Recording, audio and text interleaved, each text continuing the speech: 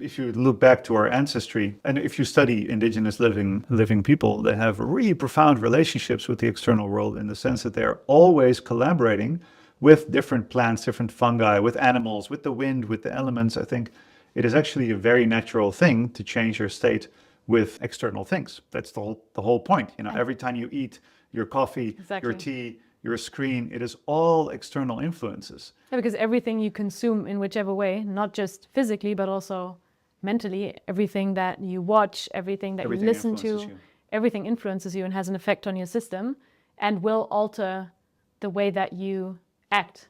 Yeah. You just mentioned coffee. I think if we compare a cup of coffee and a microdose of psilocybin, coffee is probably the stronger message that is sent to your system or has a stronger effect. Yeah, and even to high doses, because if you would look at, for example, I mean, they're completely different substances, but they just outlawed here in the Netherlands caffeine pills because it's so easy to take an overdose, and people actually get overdoses from caffeine, and this is very harmful.